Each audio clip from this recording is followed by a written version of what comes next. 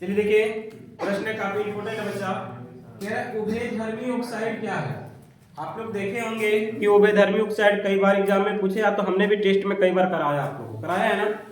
तो उभयधर्मी ऑक्साइड, उभयधर्मी यानी ऐसी धातु ऑक्साइड जो अम्लीय और क्षारीय दोनों गुणों को प्रदर्शित करता है, तो उसे हम लोग क्या कहते हैं। क्या नहीं लिख पाओगे।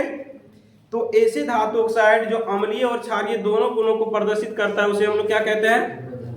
तो इतने लिखना है बेटा कि ऐसे धातु ऑक्साइड जिनकी प्रकृति अम्लीय तथा क्षारीय दोनों प्रकार की होती है उसे हम लोग क्या कहते हैं। फॉर एग्जांपल आप लोग से पूछ लिया जाता है तो क्या लिखोगे, एल्युमिनियम ऑक्साइड और जिंक ऑक्साइड, यानी ये अम्लीय और क्षारीय दोनों गुणों को प्रदर्शित करता है।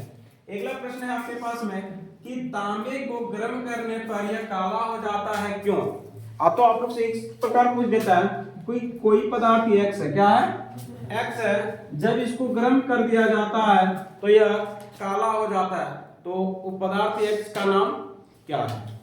अब समझिए बच्चा, कोई नहीं बता रहा कि कौन सा पदार्थ, लेकिन कह रहा है इसको गर्म करेंगे तो काला हो जाएगा। तो किसको गर्म करने पर काला होता है, तांबा। किसको, तांबा। तांबा मतलब सी। आप पता गर्म करने पर मतलब इसमें ऑक्सीजन दिए ना, गर्म करने पर तो क्या बनाया, कॉपर ऑक्साइड। यहाँ पे 2 दे दीजिए, ठीक है, कॉपर 2 हो गया, ऑक्सीजन भी 2 हो गया, यहाँ पे 2 दिए। अब बोला कि जो काला हो गया किसके कारण हो गया, इसका नाम बताइए, इसका सूत्र बताइए। तो नहीं लिख पाओगे, कॉपर ऑक्साइड CO, क्या लिख पाओगे कि नहीं। तो कह रहा है जब तांबे को गर्म किया जाता है तो उसके ऊपर कॉपर ऑक्साइड की एक परत जम जाती है जिसके कारण क्या होता है, काला हो जाता है। लिख पाओगे। जैसे बेटा देखिए ये कॉपर है, क्या है, कॉपर है। ये इसको गर्म किए मतलब आप लोग पता है कि बिना ऑक्सीजन का आग नहीं लगता है, मतलब ऑक्सीजन से अभिक्रिया कर रहा हो, ठीक है। तो ये ऑक्सीजन से अभिक्रिया किया तो क्या बनाया, कॉपर ऑक्साइड, यानी कि copper plus oxygen equal to copper oxide. ये दोनों क्या है, अभिकारक। फिर पुनः समझा दे रहे हैं, ये क्या है, अभिकारक, और ये क्या है, उत्पाद। इसको हम लोग क्या कहते हैं, उत्पाद, ठीक है। अब देखिए यहाँ पे 2 हमने क्यों दिया, संतुलित करने के लिए। अब संतुलित क्यों करना आवश्यक, हमने पहला चैप्टर में बताया है कि द्रव्यमान संरक्षण नियम के अनुसार क्या होता है, द्रव्यमान का ना तो उत्पन्न किया जा सकता है और ना ही विनाश किया जा सकता है। यानी कि अभिकारक के तत्वों का कुल द्रव्यमान प्रतिफल के तत्वों के कुल द्रव्यमान के बराबर होता है। इसलिए हम देखिए कॉपर कितना है, 2, कॉपर यहाँ पे 2 हो गया। ऑक्सीजन कितना है बेटा, यहाँ पे 2 देने के बाद 2 ऑक्सीजन हो गया ना, इधर भी ऑक्सीजन 2 है, मतलब 22 है। अगला देखिए सबसे इंपॉर्टेंट एक्वा रेजिया, क्या है, एक्वा रेजिया किसे कहते हैं। तो समझिए एक्वा रेजिया क्या है, ये 2 अम्लों का मिश्रण है। क्या है, 2 अम्लों का मिश्रण है। कौन कौन, हाइड्रोक्लोरिक अम्ल और नाइट्रिक अम्ल। तो 3 भाग सांद्र हाइड्रोक्लोरिक अम्ल और 1 भाग नाइट्रिक अम्ल के मिश्रण को ही हम लोग क्या कहते हैं, एक्वा रेजिया कहते हैं। लिख लोगे, 3 भाग सांद्र हाइड्रोक्लोरिक अम्ल तथा 1 भाग नाइट्रिक अम्ल के मिश्रण को हम लोग क्या कहते हैं, एक्वा रेजिया कहते हैं। बेटा क्या कहेंगे, एक्वा रेजिया कहेंगे। यानी कि कहेगा आप लोग को एक्वा रेजिया में हाइड्रोक्लोरिक और नाइट्रिक अम्ल किस अनुपात में रहता है, चकमा नहीं खाना है, आप लोग से दे देगा 1:3, 3:1, 2:1, 1:2। तो क्या रहता है रे, 3:1, 3:। तो आप लोग इस तरह से पूछ देगा, ठीक है, कि एक्वा रेजिया में हाइड्रोक्लोरिक अम्ल कितना प्रतिशत होता है। अब बोलिए प्रतिशत में पूछ दिया, अरे 3 भाग ये 1 भाग ये, टोटल ये 75%, यार ये कितना 25%। नहीं समझ में आ रहा बताते हैं।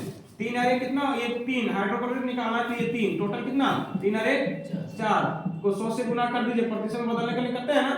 25 चुके 100, 25 दिया 75, और ये कितना 25, यानी ये 25% और ये प्रतिशत में दे दिया, तो वो समझ में नहीं आ रहा है, पता नहीं कहां से पूछ दिया। अब इसका उपयोग जो होता है कहां पे किया जाता है, तो एक्वा रेजिया का जो उपयोग होता है कहां पे किया जाता है रे, सोना तथा चांदी को गलाने के लिए। ये दोनों मिलेगा, देखिए कितना ताकतवर हो जाता है, सोने चांदी को गला देगा, लेकिन अकेले कोई कुछ नहीं बिगाड़ पाएगा, समझे। ये एक्वा रेजिया समझ में आ गया, ये काफी इंपॉर्टेंट है, ठीक है।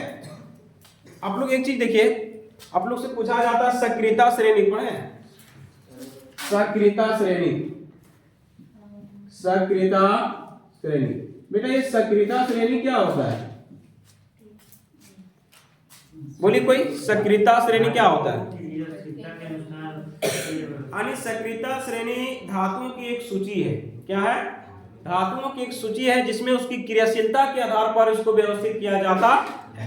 जो सबसे अधिक अभिक्रियाशील होते हैं उसको सबसे ऊपर में, फिर इससे कम होता है इसको सबसे नीचे, सॉरी इसके नीचे, फिर इससे नीचे, सबसे कम जो होता है उसको सबसे नीचे रखा जाता है। अब समझिए बेटा, इसमें से आप लोग देखे होंगे पोटेशियम, सोडियम पढ़े हैं ना, और इसके बाद से लास्ट में आप लोग पढ़े होंगे क्या? सोना चांदी पढ़े हैं ना, सोना और चांदी पढ़े हैं। चलिए एजी और एयू। अब समझिए पोटेशियम जो होता है ये सबसे अधिक अभिक्रियाशील है। अगर आपसे पूछ लिया जाए कि सबसे अधिक अभिक्रियाशील तत्व धातु कौन है, तो कौन हो जाएंगे? पोटेशियम सबसे अधिक, सबसे अधिक अभिक्रियाशील। इसके बाद कौन है? सोडियम। अगर दोनों में से दे तो सबसे पहले पोटेशियम को आप लोग चूज कीजिएगा, इसके बाद सोडियम, ठीक है। इसके बाद आता है कौन? सोना और चांदी, ठीक है। ये लोग जो होता है बाबू स्वतंत्र अवस्था में पाया जाता है और बहुत ही कम अभिक्रियाशील होता है, इसीलिए इसका उपयोग हम लोग कहाँ पे करते हैं? आभूषण बनाने में। कहाँ पे करते हैं? आभूषण बनाने में।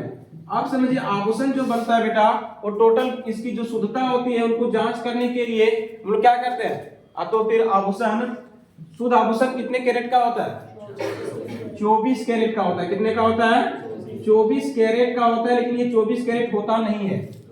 कितने होते हैं? 22 कैरेट प्लस 2 कैरेट होता है, समझ रहे हो? यानी 22 कैरेट जो होता है प्योर शुद्ध होता है, 2 कैरेट इसमें अन्य धातुओं को कठोरता लाने के लिए मिला दिया जाता है। क्यों? क्योंकि अगर शुद्ध एकदम प्योर शुद्ध धातु का बना दिया जाए ये काफी लचीला होगा। क्या होगा? लचीला होगा, जिस कारण से आभूषण क्या होगा? तुरंत टूट जाएगा, बनेगा ही नहीं, समझिए ना, ठीक है। इसलिए इसमें कठोरता लाने के लिए 2 कैरेट अन्य धातुओं को मिला दिया जाता। किसको? प्लेटिनम वगैरह को, समझ रहे हो? अब समझिए, आप लोग से पूछ लिया जाता है कि आभूषण बनाने में प्राय क्या है? सोना तथा चांदी, प्लेटिनम, सोना चांदी का उपयोग किया जाता है। क्यों? कई बार प्रश्न पूछा है ना। आभूषण बनाने के लिए सोना, चांदी तथा प्लेटिनम का उपयोग किया जाता है। क्यों?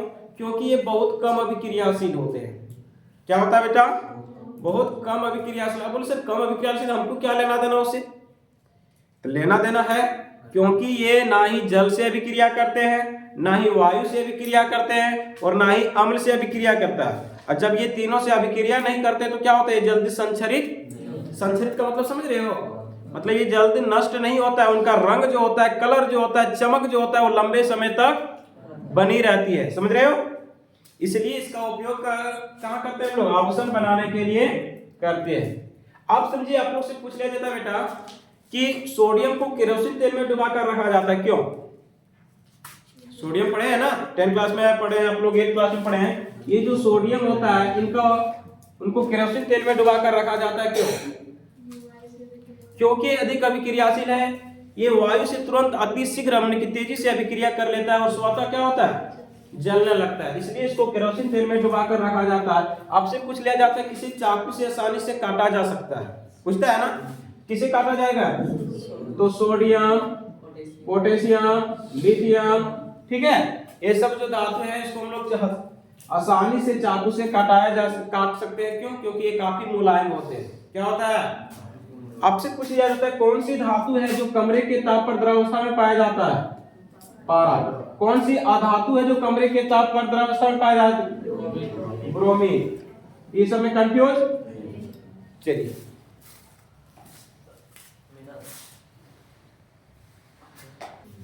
चलिए देखिए बच्चों, काफी इंपोर्टेंट प्रश्न है, इसको देख लीजिए एक बार, ठीक है। कह रहा है आयनिक यौगिक के गुणधर्मों को लिखें। कई बार पूछा गया है कि आयनिक यौगिक गुणधर्म को लिखें। तो आयनिक यौगिक ठोस क्यों होते हैं, यही ना? चलिए समझिए बेटा, आपको से अगर पूछ लिया जाए कि आयनिक यौगिक के गुणधर्म लिखना है तो आयनिक यौगिक का गुणधर्म क्या लिखोगे? सबसे पहले आप रखोगे कि जो आयनिक यौगिक होते हैं इनका गलनांक और जो क्वथनांक होता है वो क्या होता है? उच्च होता है। ये बच्चा गलनांक क्या होता है बताएंगे कोई?